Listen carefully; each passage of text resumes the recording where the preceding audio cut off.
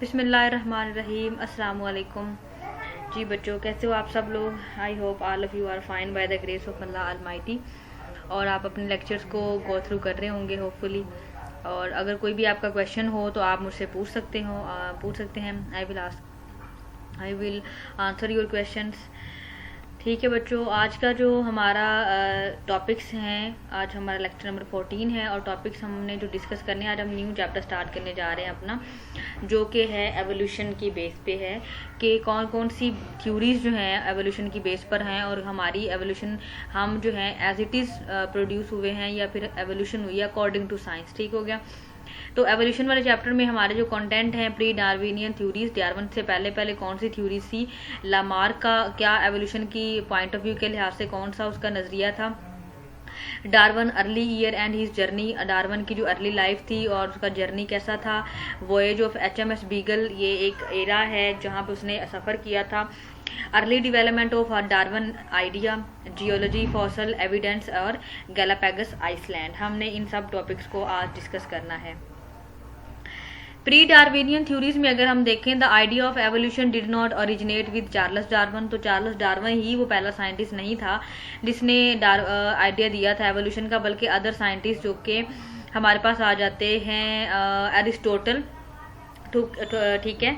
उसके अलावा है जो है वो अपेंडिकॉल, ठीक है, 495 टू 435 BC, बिफोर क्रिश्चियन टाइम से पहले अरिस्टोटल ने जो दिया था 384 टू 322 में। और इन्होंने कॉन्सेप्ट दिया था concept of change in living organism. कहते हैं कि ओवर टाइम गुजरने के साथ साथ लिविंग ऑर्गेनिज्म की बॉडी में चेंज आ जाता है।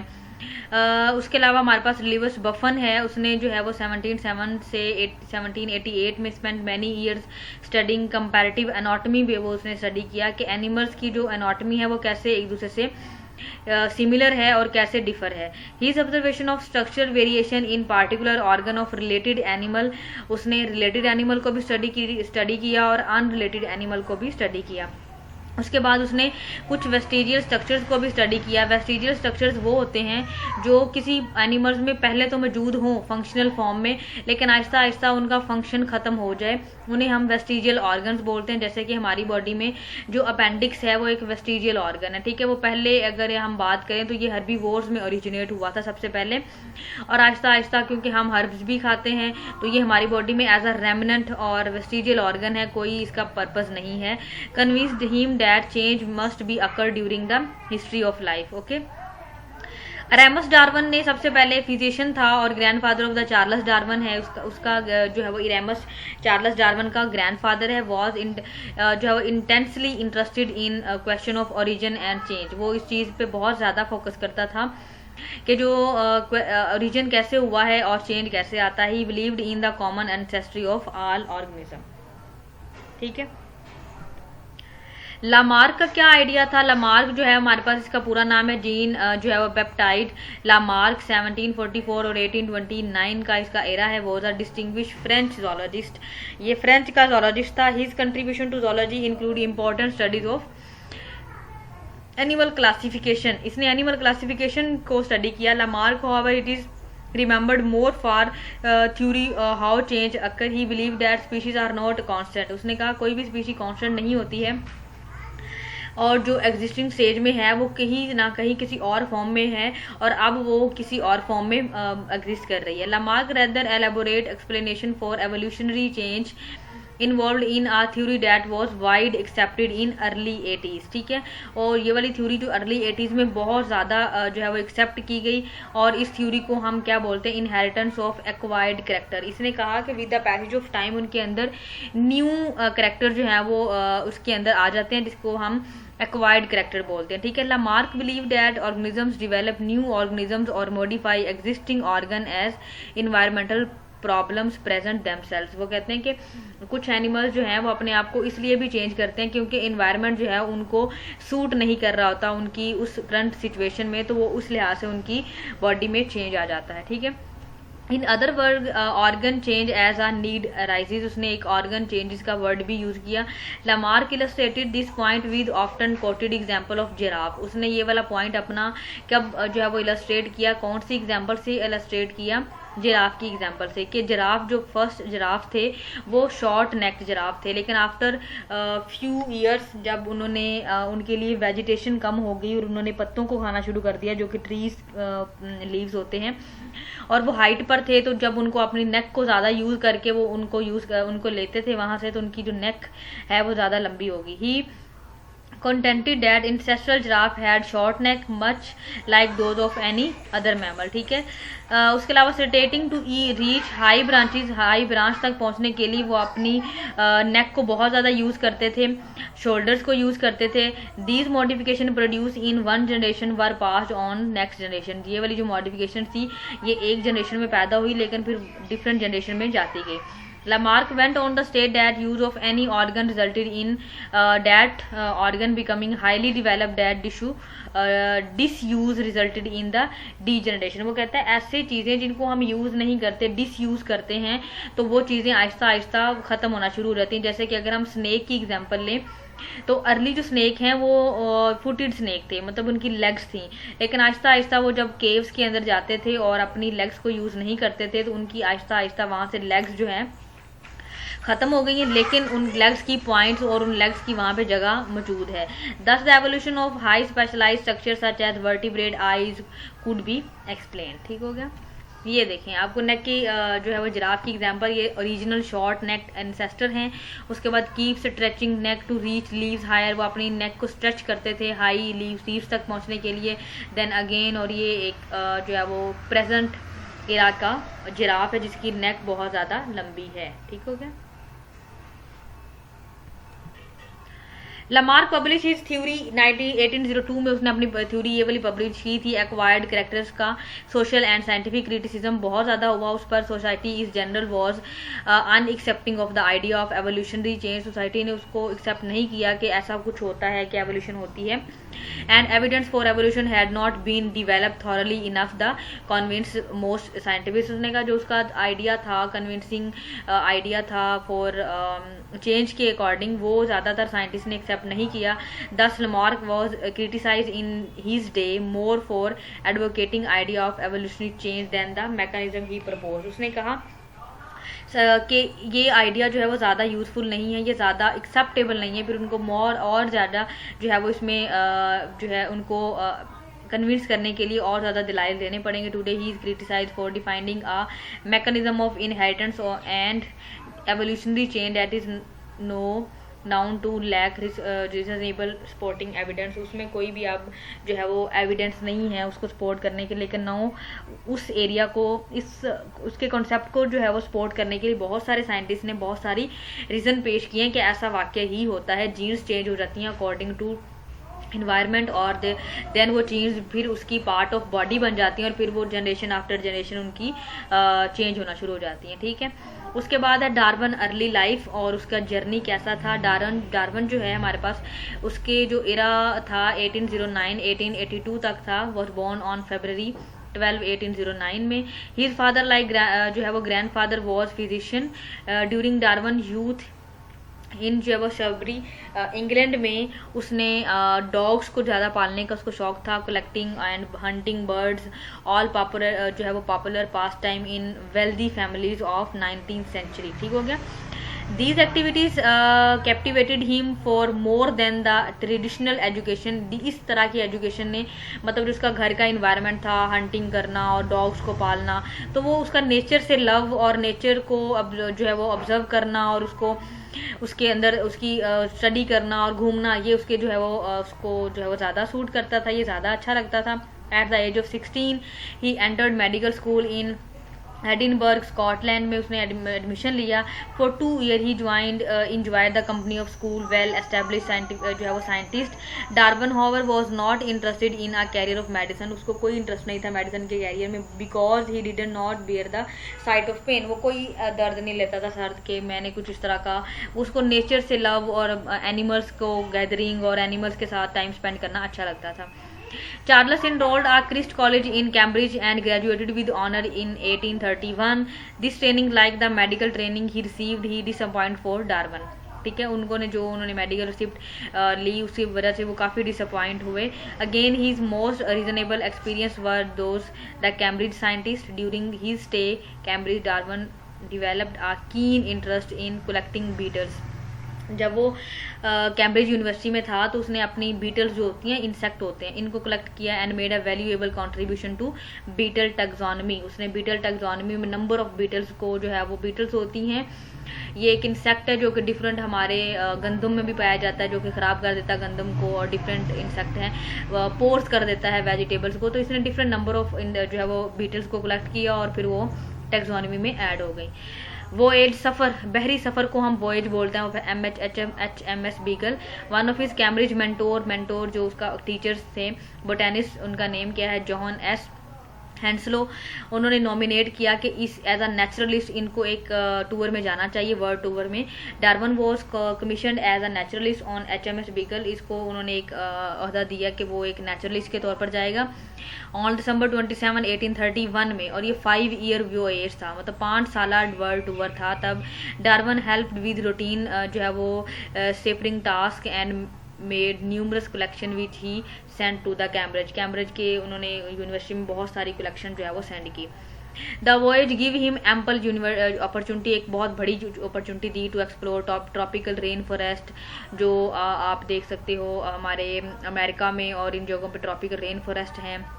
उसके अलावा फोसल बेड्स हैं, वोल्केनिक पीक्स हैं साउथ अमेरिका, और coral atolls of South Pacific, इन सब जगहों पर उसने अपना टाइम स्पेंड किया। Most importantly Darwin spend 5 week on a Galapagos island. ये साउथ अमेरिका के पास एक छोटा सा आइसलैंड है, वहाँ पर इसने सफ़र किया, और वहाँ पर 900 किलोमीटर से अबव है कोस्ट जो है वो एक्वाडोर, ठीक है। Some of his most evolutionary ideas जो थे ये इसने वहीं पर किए थे। At the end of voyage Darwin was just 27 year old. 27 year old था डार्विन जब इसने वो सफ़र एंड किया। He spend the rest of his life examining specimen, rereading notes, making new observations and preparing numerous publications, ठीक हो गया। His most important publication क्या है, origin of species bye means of natural selection, जो हम later next lecture में discuss करेंगे। Was publish in 1959 and revolutionised biology. उसने बायोलॉजी को क्या कर दिया, एक न्यू ही मोड की तरफ जो है वो ले गई।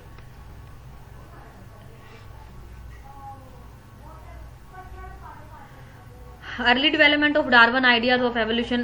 Darwin had to become convinced that change occur over time. इसने convince किया, लामार्क के व्यू को आगे लेके चला। Before leaving on his voyage, Darwin accepted the prevalent opinion that Earth and its inhabitants had been created 6,000 years ago and had not changed since, ठीक हो गया। जियोलॉजी क्या है, जियोलॉजी ज़मीन की साख्त के अकॉर्डिंग होता है। Darwin begin his voyage by reading Charles Lyell को पढ़ा, principle of geology. In his book Lyell developed the idea of an other geologist James Hutton into the theory of uniform materials. उसने कहा कि uniformly produce हो रहा है, ऐसा कुछ नहीं कि जो सॉइल है उसकी स्ट्रक्चर में कोई चेंज आ रहा है या इन्वायरमेंट में चेंज आ रहा है। His theory was based on the idea that force of wind की फोर्स क्या है, रेन क्या है, रिवर्स वॉल्केनिक्स क्या है, जियोलॉजिकल अपलिफ्ट कब होता है, मीन्स के ये जो ज़लज़ला आता है। Shape the earth today just जो है वो just as the have past, वो कहता है बिल्कुल जस्ट इट इज़ है जैसे कि पास्ट में थी। लायल एंड हंटन जो है इन्होंने क्या किया था, कैटास्ट्रॉफिक इवेंट होते हैं जो ज़मीन की साख्त के अकॉर्डिंग होते हैं कि पहले वो किसी और तरह की थी, पहले किसी जगह पर कोई माउंटेन था, अब वहाँ पे कोई जगह, अब वहाँ पे कोई रिवर है या फिर प्लेन है, बिल्कुल। दे shape the face of the earth over 100 of millions of years। This book planted 2 important idea जो कि डार्विन के माइंड में थे। कौन कौन से, the earth could be much colder than 6,000 years ago। उसने कहा कि जो अर्थ थी वो 6,000 साल पहले ज़्यादा ठंडी थी as compare to now. And if the face of the earth change gradually over long period, could not living form also change during the time। उसने कहा कि अगर तो चेंज नहीं आया ज़मीन पर तो फिर लिविंग लाइफ भी चेंज नहीं होनी चाहिए, लेकिन अगर अकॉर्डिंग टू इन्वायरमेंट में चेंज आता है तो फिर उनकी एनिमल्स का हैबिटेट और एनिमल्स की जो लिविंग एरियाज हैं वो चेंज हो जाते हैं, ठीक है। फॉसल एविडेंस क्या है, once the HMS Beagle reach South America, जब वो जो उनका टूर था, जो बहरी टूर था वो अमेरिका में गया, तो Darwin spend the digging in dry river bed of the grassy plants में उसने थोड़ा सा टाइम स्पेंड किया। उसके अलावा he found the fossils of the remain extinct hippopotamus like animals के उसने वहाँ पे फॉसिल्स देखे जो कि उसने किंगडम में भी शामिल किए। उसके अलावा both of the fossils were animal that were clearly different from other animals. वो जो वहाँ पर उसने फॉसिल्स फाइंड किए वो अदर एनिमल से अलग थे, ठीक है। मॉडर्न हॉर्सेस जो इन साउथ अमेरिका में थे, but Spanish explorer had brought these horses to America in 1500। उन्होंने कहा कि ये वाले जो हॉर्सेज हैं ये 1500 सेंचुरी में थे, अब नहीं है। The fossils suggest that horses had been present and have become extinct long before the 5000 years 1500 years को, ठीक है। उसने कहा कि जो फॉसिल्स हमें वहाँ से मिले थे उस तरह के फॉसिल जो हैं वो 1500 ईयर्स अगो पहले क्या हो चुके हैं, एक्सटिंक्ट हो चुके हैं। Darwin also found fossils of the giant जो है वो आर्मेडलोस एंड गाइंट स्लॉथ्स। ये कुछ हमारे पास स्लगिश वाटर में रहने वाले एनिमल्स हैं एक्सेप्ट द लार्ज साइज। उन्होंने उसका जो लार्ज साइज वहाँ पे देखा वो वहाँ पर मौजूद किसी दूसरी जगह पर जो कि साउथ अमेरिका या अगर हम अलग उसके बात करें दूसरे एरास की तो वहाँ पर उसको नहीं मिला। गैलापैगस आइसलैंड जब वो पहुंचा उसका टूर, तो ये साउथ अमेरिका के पास ही है, सी शोर है वेस्ट साइड पे। वहां पर उसने क्या देखा कि टोर्टाइज को उसने देखा, वो वहां पर जो थे लार्ज टोर्टाइज थे। The tortoise weight up to 250 kg, उनका 250 kg से ज्यादा वेट था। और शेल जो उनका शेल जिसमें रह रहे थे 1.8 मीटर लंबा था and live for 200 to 250 year, इतने ज्यादा साल तक वो जिंदा रह सकते हैं। The island governor pointed out to Darwin that the shape of the tortoise shell from the different part of the जो है वो हमारे पास एल्बी मैरल्स आइसलैंड डिफरेंट। उन्होंने कहा जो एल्बी मैरल्स के जो टॉर्टाइज थे वो अलग किस्म के थे, मतलब उनकी जो वेट है वो कम था, उनका जो ऊपर बॉडी शेल है वो भी छोटा था, लेकिन इसका बहुत ज़्यादा है। In spite of their differences the tortoise were quite similar to each other. ऐसा नहीं था कि वो जो उसने वहाँ पे टॉर्टाइजेस देखे थे वो किसी और ही तरह के थे, लेकिन उसमें डिफरेंसेस थे, लेकिन वो स्टिल वहाँ बिल्कुल तकरीबन उनकी सिमिलैरिटी थी उनके स्ट्रक्चर के according. And to tortoise on the mainland of the South America, जो साउथ अमेरिका में देखे थे उससे मिलते तो थे, लेकिन कुछ जो है वो उसके स्ट्रक्चर में चेंजेस मौजूद थी। वन मॉडर्न हाइपोथेसिस जो उन्हें टोर्टाइज के बारे में किया वो क्या था, maintain vegetation that regularly break free to coastal river bank during the storm. वो जब स्टॉर्म आता था तो वो जो है वो रिवर बैंक के पास जो है वो ग्रासिंग करने जाते थे without predation on the island, ठीक है।